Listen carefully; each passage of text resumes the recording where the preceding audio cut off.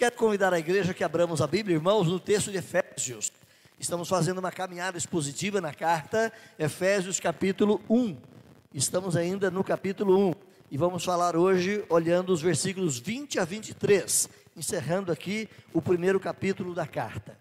Paulo aos Efésios, capítulo 1, versos 20 a 23. Efésios 1, de 20 a 23. Mesmo assentados, eu vou ler o texto. Os irmãos mantenham as suas Bíblias abertas, que a gente possa receber graça do Senhor, embora seja um texto quase que meio isolado, dentro de um contexto. Vamos ler, o texto diz assim: o qual exerceu em Cristo, ressuscitando-o dentre os mortos, e fazendo-o sentar-se à sua direita, nos lugares celestiais, a fim de, acima de todo principado e potestade e poder e domínio, e de todo nome que se possa referir, não só no presente século, mas também no vindouro. E pôs todas essas coisas debaixo dos seus pés, para ser o cabeça sobre todas as coisas, o deu à igreja, a qual é o seu corpo, a plenitude daquele que a tudo enche em todas as coisas. Irmãos, dentre as realidades que estão destinadas ao povo de Deus, na eternidade, no porvir, muitas coisas deixam o cristão boquiaberto, deixam o cristão maravilhado, quando ele começa a refletir, pensar e compreender sobre coisas que ainda não são reais para nós aqui, mas já são parte sim daquela grande herança que o Senhor tem separado e preparado para os que o amam. Nós vemos lá no texto de Paulo aos Coríntios, quando ele diz que nem olhos viram, nem ouvidos ouviram, nunca desceu para o entendimento humano, nunca entrou no coração humano, nunca penetrou na capacidade humana, aquilo que Deus tem preparado para aqueles que o amam. É muita coisa. São muitas realidades que estão além da nossa compreensão, e tudo isso nos maravilha, tudo isso nos deixa admirados diante dessa grandeza do que Deus tem preparado para nós. Paulo está escrevendo a carta aos Efésios justamente para lembrar esses irmãos disso.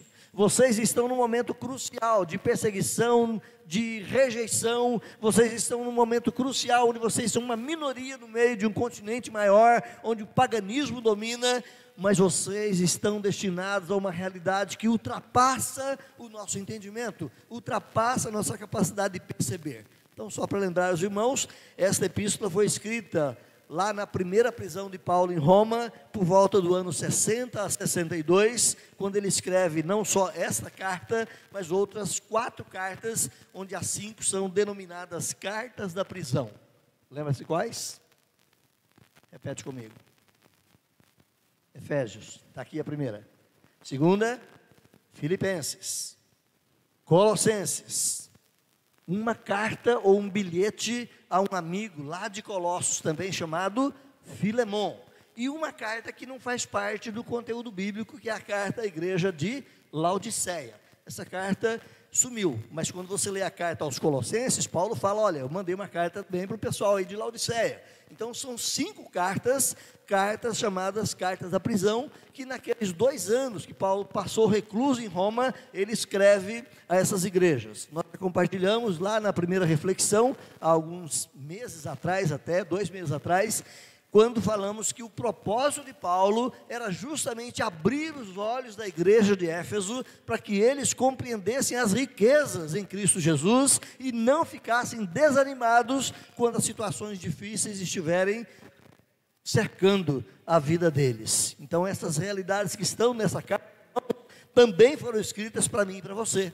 Sempre repito, a palavra de Deus, ela não é apenas para uma época específica, embora tenha sido entregue naquela época específica. A palavra de Deus é uma palavra extemporânea, que vale para todos os tempos, em todas as épocas, em todas as culturas, em todas as situações. Onde quer que essa palavra chegue, essa palavra é para aquele povo, é justamente para aqueles que tomam conhecimento e esperam no Senhor. Então eu quero compartilhar conosco nessa noite a sobreexcelência do Cordeiro Redentor. Nós falamos nos versículos anteriores que Paulo estava nesse texto aqui, orando pela igreja de Éfeso, pedindo que Deus capacitasse aqueles irmãos com toda sorte de conhecimento, de sabedoria, abrisse-lhes os olhos para eles compreenderem as grandezas de Deus. E dentro do compreender dessas grandezas de Deus, nós falamos na semana passada sobre 3 expressões aí no versículo 18 e 19, quando ele usa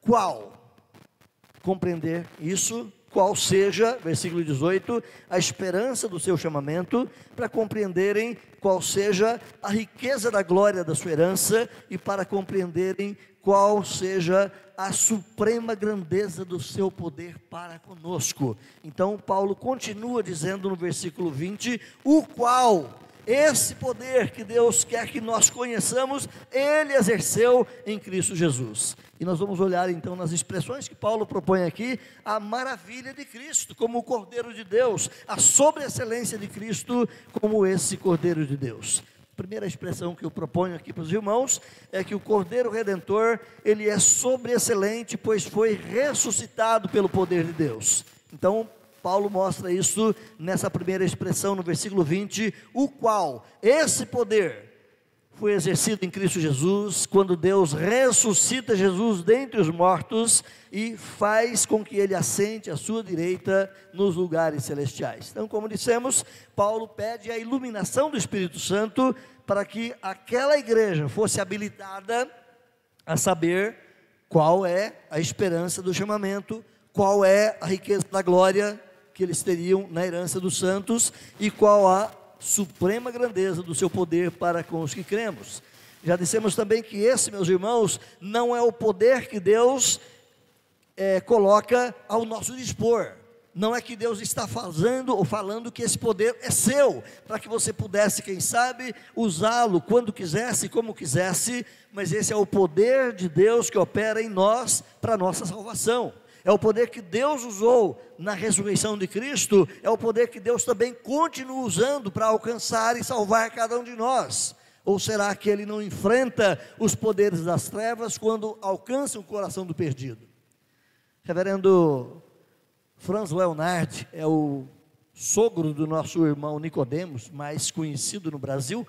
O reverendo Franz Leonard, ele foi professor no Seminário do Norte, lá em Recife, por muitos anos. Hoje está de volta na Holanda. Aliás, eu não me lembro se ele ainda está vivo ou não, acredito que sim. E o Franz Leonardo fala que evangelizar é pleitear uma guerra com o inimigo. Todo o processo de salvação é guerrear contra o inimigo. Todo o processo de evangelização é enfrentar os poderes das trevas. Então, quando Deus vem ao nosso encontro, Ele também enfrenta os poderes das trevas, nos alcançando em Cristo Jesus. Há uma oposição do mal, há uma oposição do pecado, há uma oposição do diabo contra nós. Mas não apenas o poder de Deus é operado nessas circunstâncias na nossa salvação. Ele guardou você durante toda a sua vida. Ele guardou o Evangelho durante toda a história para chegar até você. Ele continuou operando e trabalhando em toda a história para que a salvação se tornasse realidade aí na sua vida. O apóstolo informa, meus irmãos, que esse poder então foi exercido na pessoa de Jesus. Esse poder tremendo de Deus foi operado em Cristo Jesus como nosso Cordeiro, como nosso Redentor. E esse poder é o mesmo que opera todas as coisas para a consecução última da salvação dos eleitos. Quando você vê o texto de Apocalipse, você vê guerras, conflitos espirituais e o combate final, a luta do Armagedon, o travamento de um embate pessoal das forças satânicas contra as forças de Deus.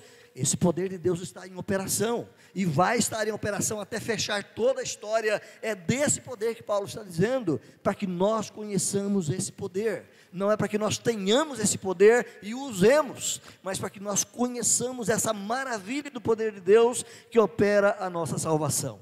Então o poder de Deus, irmãos, ele está sim à nossa disposição, e ele é visto aqui em 3 eventos sucessivos. Primeiro, ele foi operado na ressurreição de Jesus.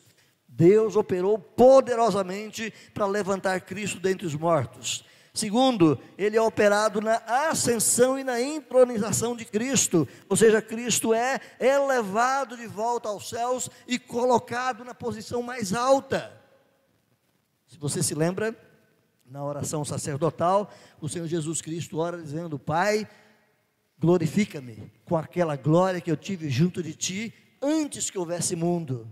É desse momento que Jesus está falando, é dessa volta e o reassentar nos lugares celestiais, é dessa volta e assumir o trono de todo o universo. Então, esse poder de Deus é usado nesse momento de também ascensão e entronização de Cristo. Versículos 20 a 21, você percebe isto, e ele também é usado no senhorio de Cristo sobre a igreja. Esse poder de Deus continua operando através de Cristo sobre a igreja. Só para a gente lembrar rapidamente, o texto lá de Apocalipse capítulo 12, disse que,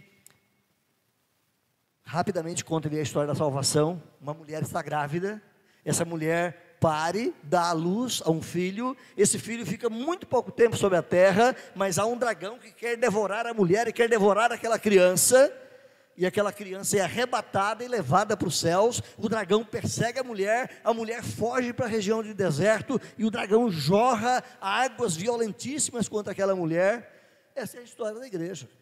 A mulher grávida é a igreja, a mulher grávida é o reino de Israel, é o povo de Israel, que era a igreja nos moldes do Velho Testamento, e aguardava o nascimento do seu Messias. O Messias nasce, fica pouco tempo na terra, 33 anos aproximadamente, e é levado de volta para o céu, e agora o dragão, a antiga serpente, faz guerra contra a igreja.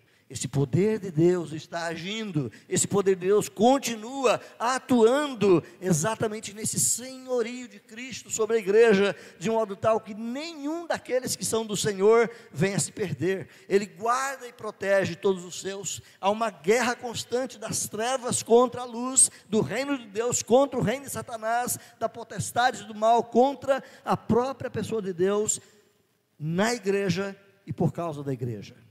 Deus continua usando o seu poder a nosso favor. As ações, irmãos, desse poder de Deus, vou pedir para eles preparar o meu celular, está acabando a minha bateria aqui.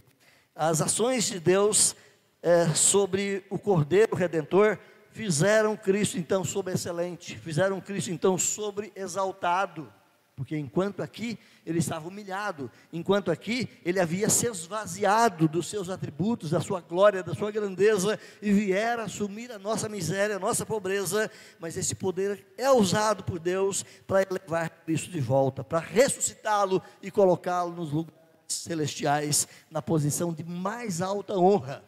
Paulo, escrevendo aos Filipenses, também nesse mesmo período de prisão, ele vai dizer que a ele foi dado o nome que está acima de todo nome.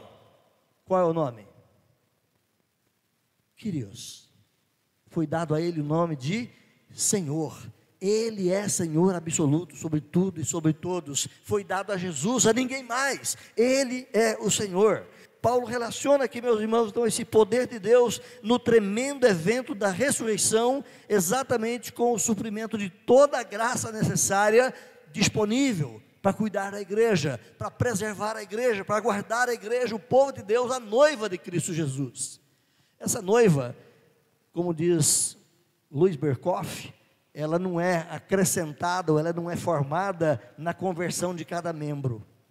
Na nossa cabeça funciona assim, né? A noiva de Cristo é incompleta, e cada conversão é uma partícula a mais que vai se ajuntando para formar a noiva. Não, essa noiva, ela já está completa. Essa noiva já tem um número completo e exato, e aos olhos de Deus, todos já estão debaixo desse poder salvador, desde o primeiro salvo até o último. Para nós é que temos essa concepção atomística, no sentido de cada átomo ir se aglutinando, cada crente ir se revelando no tempo próprio, e a noiva vai se formando, até que no último dia ela esteja completa. Essa noiva já está completa. Deus já olha para a igreja por toda a eternidade e vê o seu povo redimido, salvo. Quando você vê Paulo escrevendo aos Romanos, ele vai dizer que aqueles que ele predestinou, ele também chamou. Aqueles que ele chamou, ele também justificou. Aqueles que ele justificou, ele também glorificou. Para Deus tudo é realizado, para Deus tudo já está completo, para Deus tudo já está concretizado. Então, para Deus, ele não está meramente salvando, a obra está completa, a salvação está plena. Todos quantos foram predestinados antes da fundação do mundo, para Deus, ipso facto, é real. Para Deus não tem outra alternativa, eles estão salvos em Cristo Jesus. Para nós é que nós vamos sendo alcançados no tempo, cada um no seu momento. Perceba aqui a ênfase que nós temos aqui de Deus exercer esse poder naquilo que Ele fez. Olha de novo, versículo aí de número 20. Faça a ligação desse versículo 20 com o último qual, do versículo 19. Qual a suprema grandeza do seu poder, o qual, ou seja, esse poder Ele exerceu em Cristo. Então, esse poder Deus exerce em Cristo Jesus, ressuscitando-o dentre os mortos. O fato de levantar o seu filho dentre os mortos, irmãos, é o sinal da sua aprovação. É como se Deus dissesse: eu estou trazendo o filho de volta à posição que ele tinha, porque a obra dele foi perfeita, porque a obra dele foi completa, o que ele fez é válido. É aquela velha expressão dita lá na cruz: está pago. Está pago, e Deus aceitou o pagamento. Está realizada a obra, e Deus realizou a obra salvadora em Cristo Jesus. Atos 3,15, dá uma corridinha lá, volta um pouquinho as páginas aí. Atos 3,15, o apóstolo Pedro, naquele momento ali da cura daquele homem coxo ali na porta do templo, começa ali uma pregação de Pedro sobre o que acontecera, e Pedro vai dizer que vocês mataram o Filho de Deus, vocês mataram o Messias, vocês negaram. E lembra que era Pedro que tinha negado? Lembra que era Pedro também que tinha fugido da hora, até mesmo contribuindo em alguma medida para que Cristo morresse? Mas agora Pedro, cheio do Espírito Santo, aponta o dedo: foram vocês, vocês negaram, vocês mataram o autor da vida. Versículo 15 diz assim: dessarte mataste o autor da vida, a quem Deus ressuscitou dentre os mortos, do qual todos nós somos testemunhas. Nós vimos Jesus ressuscitado, nós andamos com Cristo ressuscitado, nós comemos com Ele, nós vivemos com Ele durante 40 dias, e sabemos que é real, não é uma miragem, não é apenas uma lembrança de Cristo na nossa mente ou no nosso coração. Nós vimos Ele em carne e osso. Ele disse para o Dídimo, para o Tomé: Tomé, põe aqui a tua mão, você não acredita? Lá no finalzinho de Lucas 24 ele diz: peguem em mim, vejam que eu tenho carne e sangue, eu estou ressuscitado. Então esse poder de Deus para levantar Jesus. Caminhe um pouquinho mais aí no texto também de Atos, capítulo 10, verso 40, agora de novo a pregação de Pedro, mas lá em Cesareia, quando ele prega ali para a família e para os soldados, aquele centurião, e Pedro vai dizer também que Cristo tinha sido assassinado por mãos de homens ímpios. No versículo 40, a este ressuscitou Deus no terceiro dia, e concedeu que ele fosse manifesto, ou seja, ele apareceu, e nós tomamos conhecimento disso. Se você corre para Romanos capítulo 1, verso 14, diz que ele foi designado Filho de Deus, com poder, segundo o Espírito de santidade, pela ressurreição dos mortos. Esse é um texto um tanto quanto difícil até de interpretarmos e trazermos em palavras mais próprias nossas, porque ele foi designado Filho de Deus. Mas ele já não era Filho de Deus?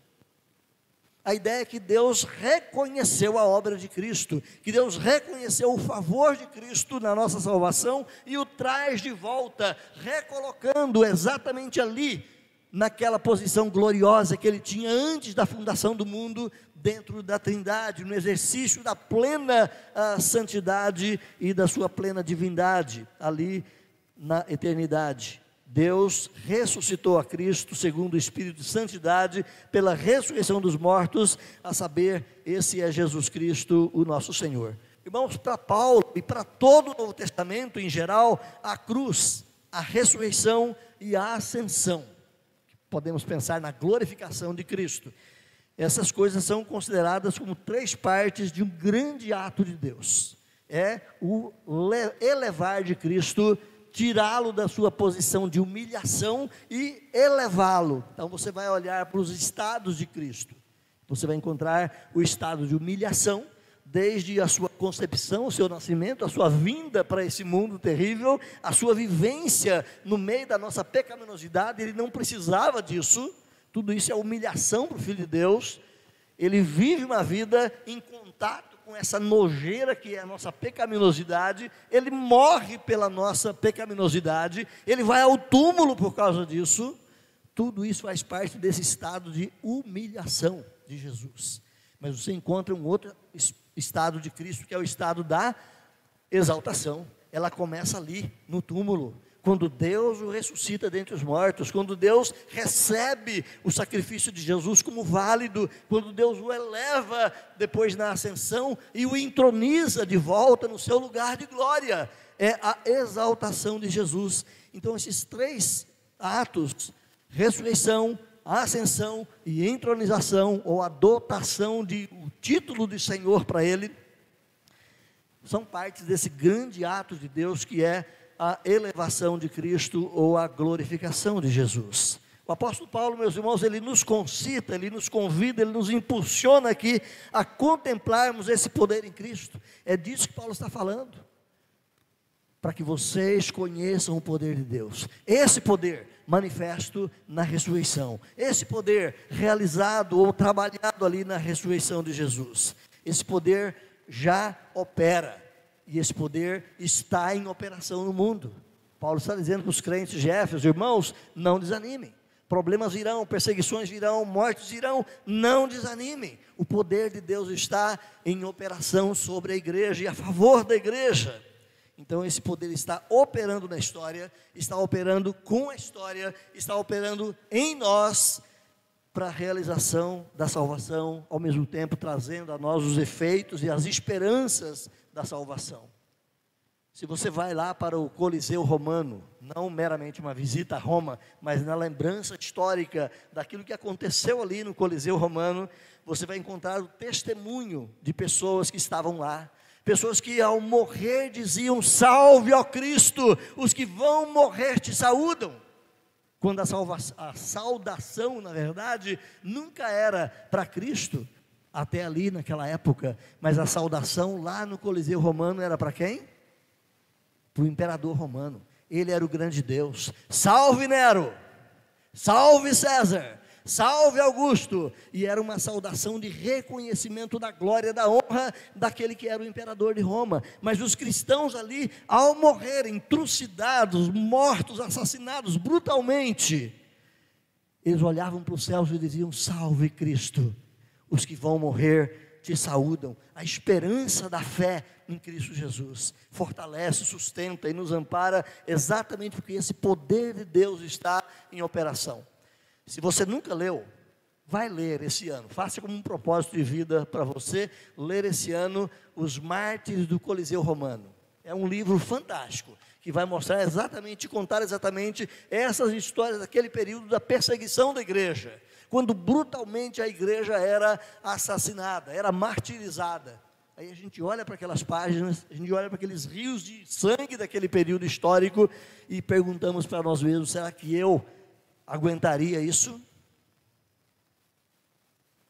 O poder de Deus é que capacita os cristãos morrerem em seu nome. O poder de Deus é que nos habilita a suportarmos sem negar a fé até o último momento, mesmo quando o mundo desaba contra nós. Meus irmãos, ainda estamos sob o poder da morte, ainda estamos sob o poder, em alguma medida, do pecado que tenazmente nos assedia, como diz o autor aos Hebreus. Mas aquele que ressuscitou Cristo dentre os mortos, ele continua operando em nós. O poder de Deus que levantou Cristo do túmulo é o poder que continua operando na igreja, e é disso que Paulo está falando. Que sejam iluminados os olhos do vosso coração, para que vocês possam compreender, versículo 19, a suprema grandeza do seu poder, para que isso sustente a fé de vocês. Irmãos, o crente, portanto, luta sob a servidão do pecado, e cercado por inúmeras misérias, ele está numa batalha contra o pecado. Se você não luta contra o pecado, você precisa duvidar da sua salvação. Se o pecado não te incomoda, mas tudo está bem para você, você precisa questionar o seu relacionamento com Deus, porque o verdadeiro crente, ele enfrenta uma luta constante. 3 forças lutam contra nós o tempo todo. Lembra delas? O mundo, a carne e o diabo. Essas três forças operam em nós e contra nós o tempo todo. O mundo com os seus atrativos, o mundo com as suas seduções, o mundo com os seus encantos, o mundo com as suas armadilhas, muitas vezes, para captar-nos ou para cooptar-nos ao pecado. Precisamos lutar contra o mundo. Não são contra as pessoas, a nossa luta, diz Paulo, não é contra carne e sangue, mas a nossa luta é contra um sistema. Existe um sistema diabólico, existe uma mentalidade perversa na nossa cultura, na cultura mundial, que nos puxa para fora dos valores de Cristo. O crente luta contra isso. Segundo, o crente luta contra o diabo. A nossa luta não é contra carne e sangue, mas é contra poderes espirituais da maldade. O crente tem que lutar contra o diabo. Mesmo que você não o veja, porque ele é um ser espiritual, mas a presença asquerosa e mesquinha dele nos assedia, nos envolve, nos ataca.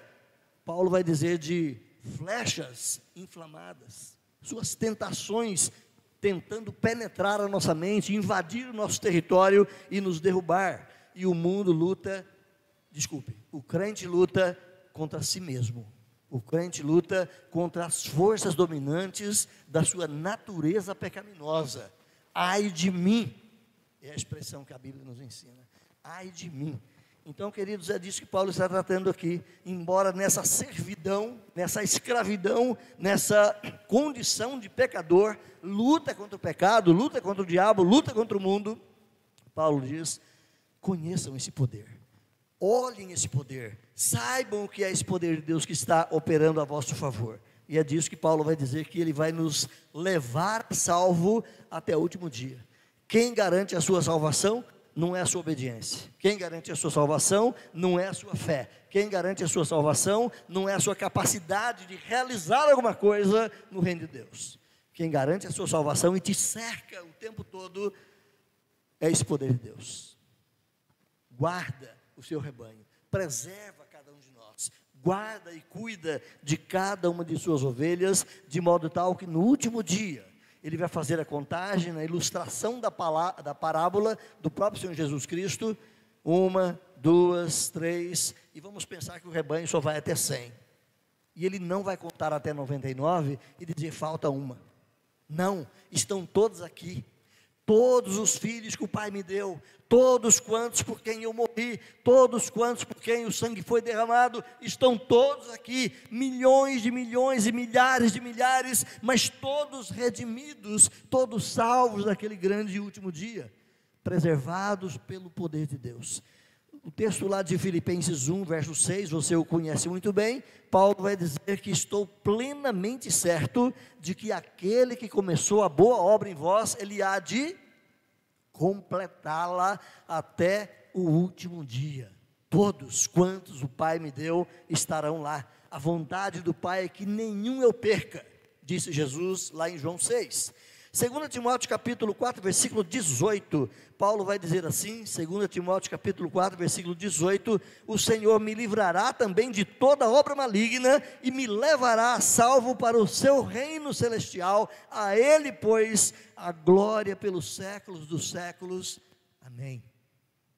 Essa palavra de Paulo é a minha, essa convicção de Paulo é a sua, é de cada salvo. O Senhor me livrará de toda obra maligna e me levará a salvo.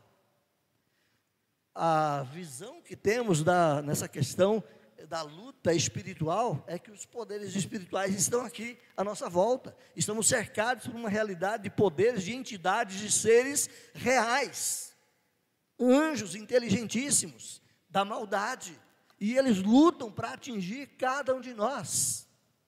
Lembra de Jeremias, lá em Lamentações? As misericórdias do Senhor são a causa de não sermos destruídos. Essa misericórdia do Senhor é que nos cerca, esse poder de Deus é que nos protege, e é a causa de não sermos destruídos. Estou aqui espiritualizando um pouco o texto lá de Jeremias. É porque Deus nos protege que não somos destruídos pela nossa própria pecaminosidade. É porque Deus nos protege que não somos consumidos pelo poder que há no sistema mundano. É porque Deus nos protege que nós não somos consumidos pelos poderes das trevas que nos rodeiam o tempo todo. é Ele que nos preserva, e é disso que Paulo fala: Ele me livrará de toda obra maligna, e me levará a salvo para o seu reino celestial, porque Ele opera em nós com o seu poder.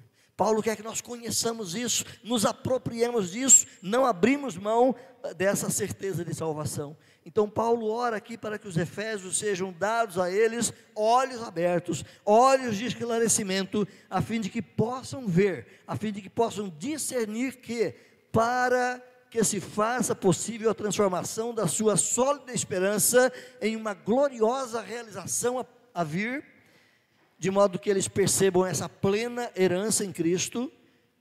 Paulo ora aqui para que eles possam saber que Deus tem à sua disposição esse poder tão tremendo, esse poder tão grandioso, como aquele que Ele demonstrou, ressuscitando Cristo dentre os mortos, e dando a nós essa certeza: você vai estar lá, porque aquele mesmo poder que operou na ressurreição de Jesus, é o poder que Deus continua operando em prol da igreja, ajudando a igreja a ter essa esperança, essa certeza.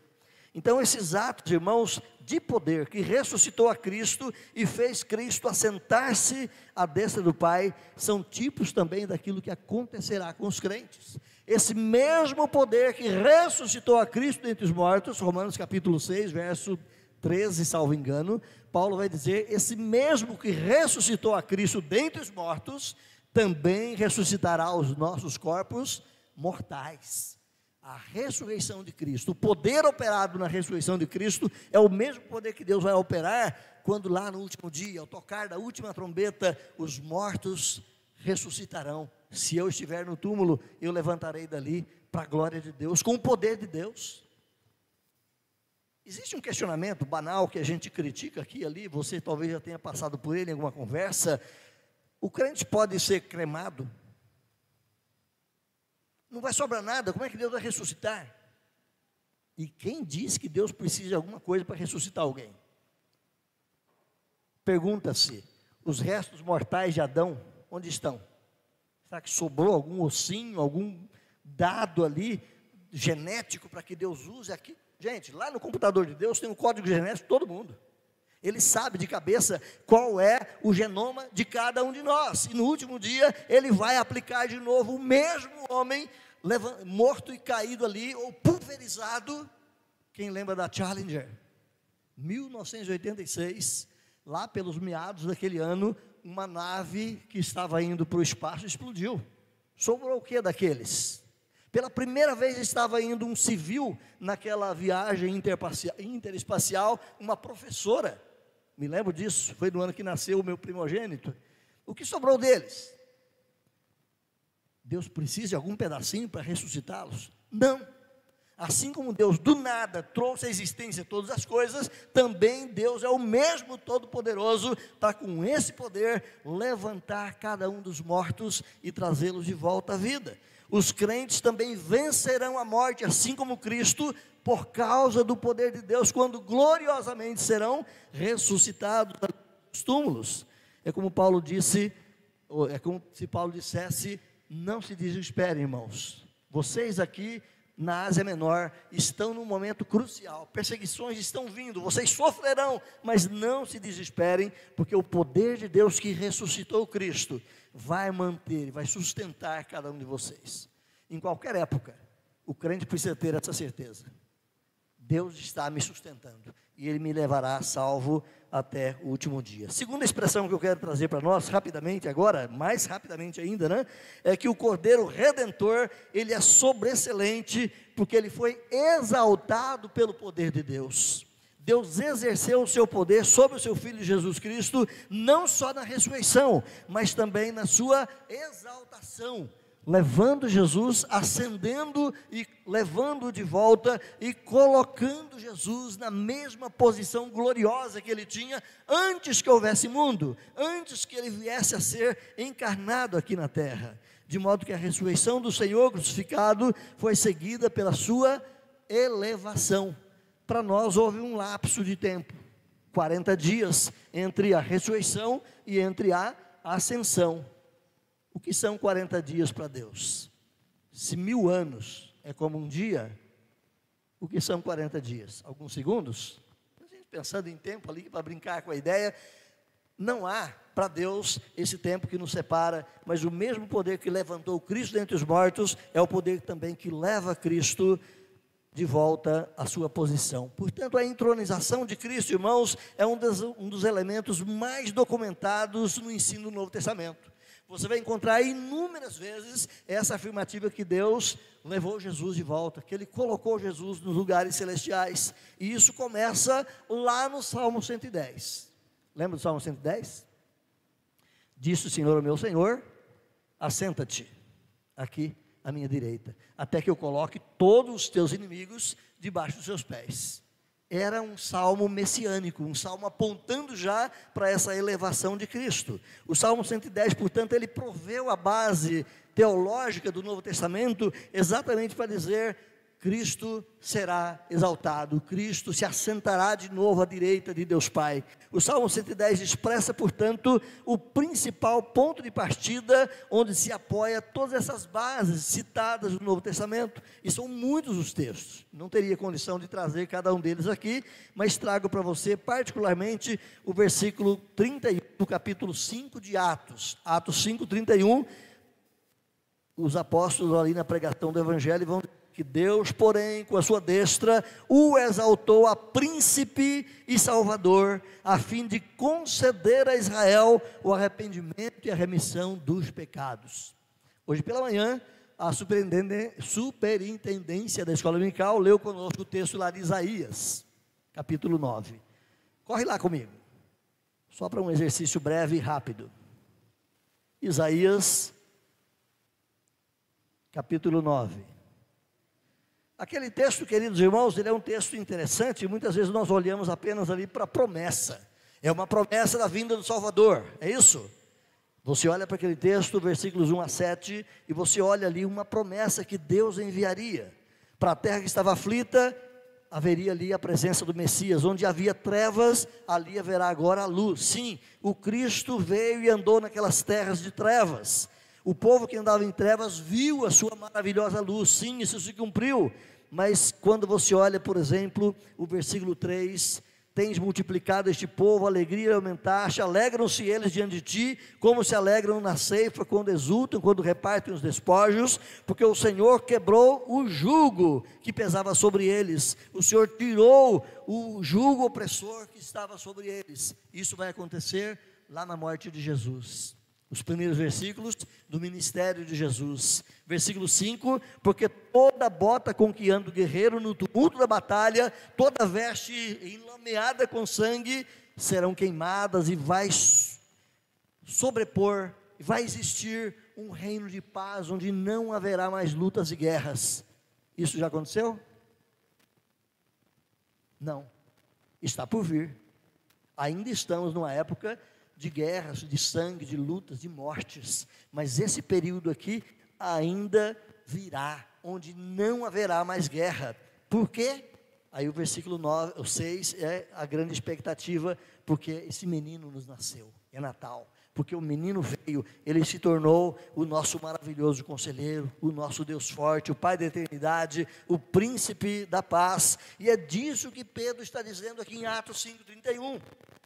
Deus ressuscitou com a sua destra, o exaltou a príncipe e a salvador, ele foi reentronizado na condição de rei e senhor, a fim de trazer salvação. Hebreus capítulo 1, versículo 3 a 4, você também lembra bem do texto, quando diz ali que ele é o resplendor da glória, ele é a expressão exata do ser divino, ele sustenta todas as coisas pela palavra do seu poder, e depois de ter sido, ou de ter realizado a purificação dos nossos pecados, ele voltou, e assentou-se à destra da majestade nas alturas, e se tornou superior a qualquer outro poder que estava ali.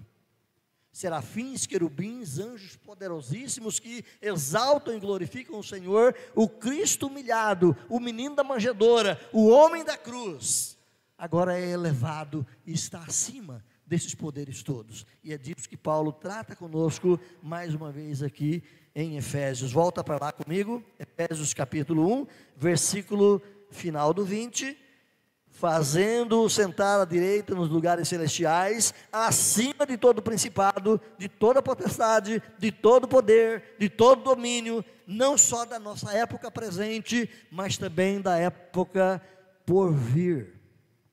Interessante isso. Deus criou na cosmogonia duas épocas, uma época material e presente, e uma época que ainda há de vir. Mas Cristo é Senhor sobre a nossa época, e Cristo é Senhor sobre a próxima época. Ele é o Todo-Poderoso nesse período, desde a criação até a consumação. Ele é o Senhor absoluto, e depois da consumação em diante, Ele continua sendo o Senhor. Todos estarão debaixo do seu poder. É isso que Paulo coloca para nós aqui, acima de todo principado, potestade, domínio, todo nome que se possa referir, não só nessa época presente, mas também na época futura. Ele tem, portanto, poder sobre todas as ordens espirituais. Dentro do paganismo, onde Paulo escreve essa carta, ou para quem Paulo escreve essa carta, se pensava que essas forças eram divindades, os aions, os poderes espalhados pelo mundo, e o paganismo adorava esses poderes em nome de deuses, mas Paulo diz que Cristo é Senhor sobre todos eles. Esses poderes são reais, existem sim potestades, autoridades, governos, existem poderes espirituais, mas Cristo foi colocado acima deles como Senhor absoluto. Cristo, portanto, irmãos, Ele está acima de todos os agentes cósmicos. A gente não tem essa compreensão dessa complexidade toda, por isso eu peço que você corra lá para Colossenses 1, abra lá, Colossenses 1,16, diz o texto assim: pois nele foram criadas todas as coisas, nos céus e sobre a terra, as visíveis e as invisíveis, sejam tronos, sejam soberanias, quer principados, quer potestades, tudo foi criado por meio dele e para ele. E agora Paulo está dizendo aos Efésios, a partir da ressurreição, da ascensão e da glorificação, Cristo voltou a assumir o seu senhorio absoluto sobre todos esses poderes. O seu nome sobrepuja sobre todas essas forças, sobre todos esses poderes, não só na nossa presente época, no nosso presente século, mas também no século vindouro. Paulo nos ensina assim. O apócrifo quarto Esdras não está aqui na nossa Bíblia. Se você for buscar os apócrifos, você vai encontrar esse livro lá dos judeus, e lá no capítulo 7, verso 50, diz que o Altíssimo não criou uma era, mas duas. É a teologia judaica.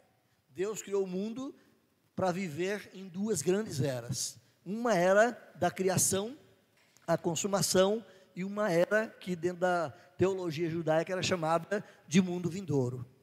Existe essa nova era, e o cristianismo inaugura essa nova era.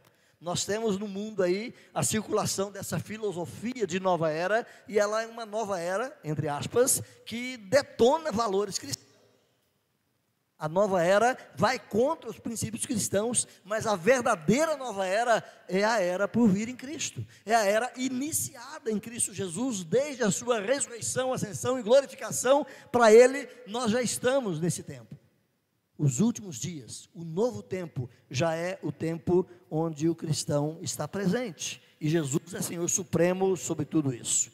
Abraham Kuyper é um teólogo holandês, pastor presbiteriano, foi por 2 vezes em tempos passados primeiro-ministro da Holanda, e Abraham Kuyper, num dos seus livros, ele vai dizer que não há 1 centímetro quadrado em todo o domínio da nossa existência, em qualquer lugar do universo, onde Cristo, que é soberano de todos, não possa dizer, é meu.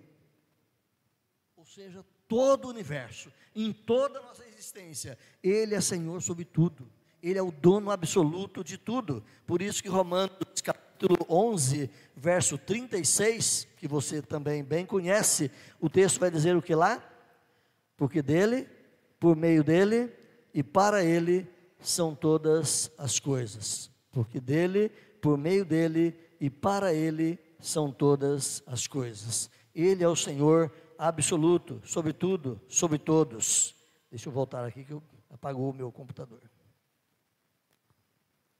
Se tem alguém que apanha dessas mídias aqui, esse alguém é o pastor de vocês. Desculpem. Por isso que Deus colocou ao lado do pastor a auxiliadora idônea, né? Dia da Mulher Presbiteriana não é à toa. Obrigado. Vamos encerrar aqui, queridos. Eu quero compartilhar com você, então, essa próxima expressão. Quando vemos aqui Paulo dizendo, então, que o Cordeiro é sobreexcelente, porque ele foi exaltado pelo poder de Deus. Ele foi exaltado pelo poder de Deus. Mas em terceiro lugar, Paulo vai dizer o quê? Que o Cordeiro Redentor, ele é sobreexcelente, porque ele é o cabeça sobre a igreja. Olha o versículo 22, desculpe, em Efésios 1. E pôs todas as coisas debaixo dos seus pés, e para sobre todas as coisas, o deu à igreja. Ele é o cabeça sobre todas as coisas, mas ele também coloca como cabeça sobre a igreja. Uma das figuras mais usadas pelo apóstolo Paulo em suas cartas é justamente essa figura, ou essa metáfora da igreja como corpo de Cristo.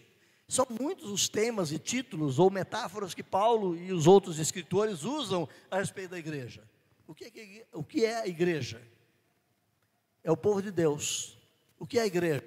É a noiva de Cristo. E você vai ter várias aplicações figurativas da igreja, mas a que mais é usada é que a igreja é o corpo de Cristo. A igreja é esse corpo onde Cristo é o cabeça. Sem dúvida, queridos irmãos, a doutrina da igreja é uma das mais elevadas e mais complexas em toda a Bíblia.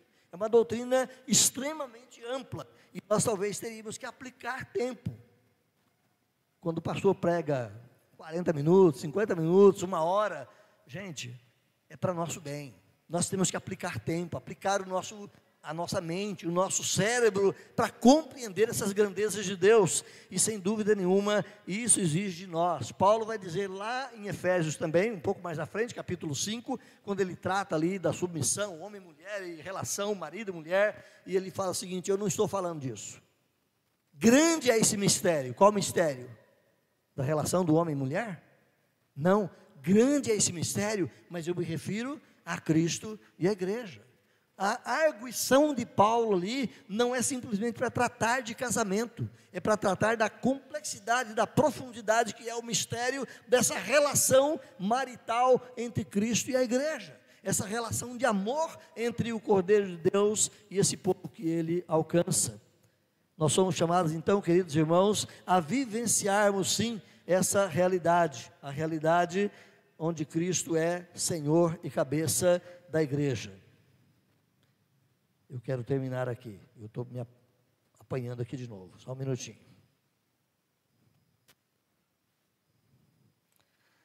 Ok, nessa mesma epístola, então, Paulo vai dizer isso: grande é esse mistério, e esse mistério é a relação de Cristo com a igreja. Dessa metáfora que Cristo, ou que a igreja é o corpo de Cristo, emerge aqui, meus irmãos, um dos principais temas que temos aqui, e podemos olhá-la. Primeiro, o corpo não é apenas um certo número de partes soltas.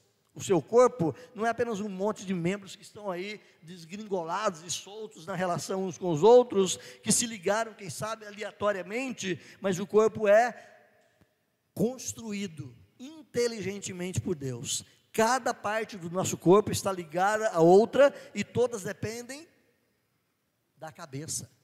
Cada parte do seu corpo, quem sabe aquelas partes mais distantes, estão ligadas por um fiozinho elétrico, que é o nosso sistema nervoso, e leva todas as informações lá para o nosso bulbo cerebral, para a nossa cabeça, e a nossa cabeça manda informações para cada uma das partículas do nosso corpo.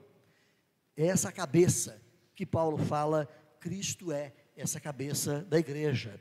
Lloyd Jones, o grande médico lá do tempo passado, foi médico da rainha lá nos idos de 1950, depois se torna pastor, dedica sua vida ao pastorado. Ele vai dizer que não devemos forçar, porém me parece que temos o direito de dizer que assim como as partes do meu corpo se desenvolveram de uma célula original, da qual todos começamos, nesse sentido, cada um de nós é verdadeiramente membro da igreja cristã e verdadeiramente nasceu de novo. é um rebento de Cristo, algo que se desenvolveu a partir de Cristo. A nossa vida está em Cristo. Não há vida em nenhum de nós, a não ser que Cristo tenha dado essa vida. Portanto, nós somos provenientes dele, não estamos apenas frouxamente ligados a ele pelo conceito da teologia ou da religião, mas estamos ligados a ele porque é ele o cabeça que conduziu vida a cada um de nós. Eu sou a videira verdadeira e vós sois os ramos. A vida dos ramos depende da videira. Estamos ligados a ele. Então essa é uma unidade que nós também não podemos produzir. Não sou eu que me ligo a Cristo. É naquela brincadeira que o Nicodemos fala por aí, eu não encontrei Cristo. O perdido não era ele. É ele que me encontrou. O perdido era eu. Nós não nos ligamos a Cristo, mas Cristo é que nos liga a ele através da obra do Espírito Santo. E como essa é uma obra única do Espírito Santo, ela é permanente, de modo que ninguém pode entrar ou sair do corpo. Aqueles que foram desde a eternidade passada predestinados em Cristo, estão já destinados no momento certo de serem conectados no tempo e no espaço pela obra do Espírito Santo. Ninguém entra porque quer, ninguém sai porque quer. Lloyd Jones vai dizer o seguinte mais uma vez: você pode desviar-se, pode ser excluído da comunhão da igreja visível, mas se você está no corpo de Cristo, está no corpo de Cristo e permanecerá no corpo de Cristo. Ninguém sai.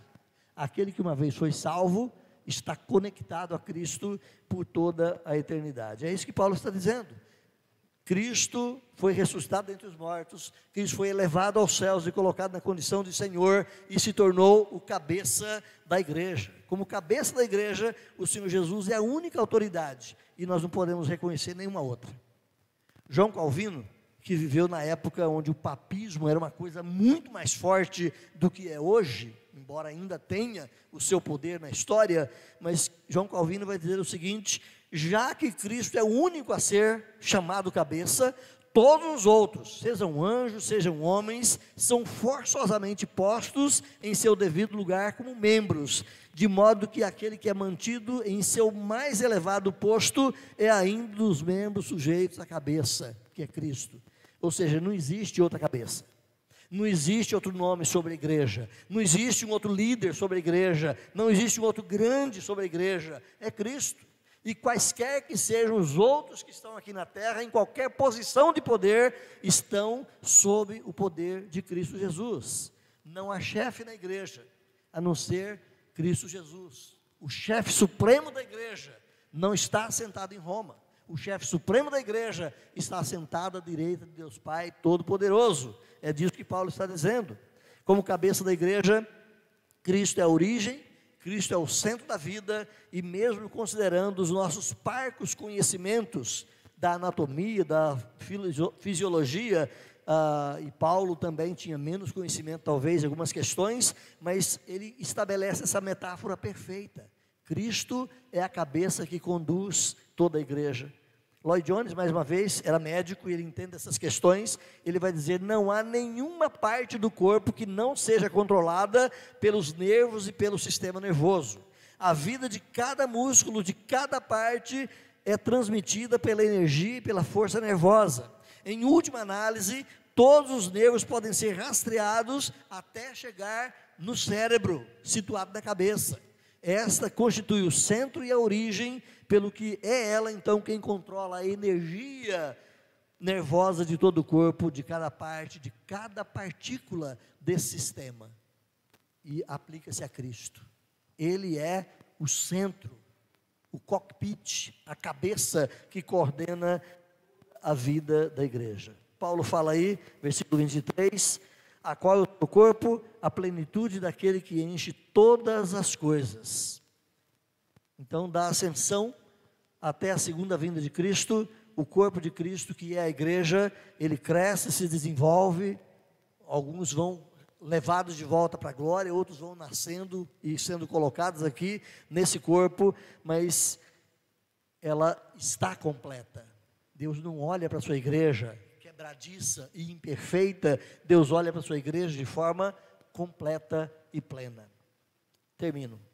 O Cordeiro de Deus, irmãos, ele é sobreexcelente. Nós precisamos olhar para Cristo não apenas como um homem que ensinou bons valores, olhar para Cristo não como aquele que trouxe apenas alguns bons ensinos para a humanidade, um bom exemplo para nós, mas temos que olhar para Cristo como um Senhor exaltado, absoluto, sobreexcelente sobre todas as coisas.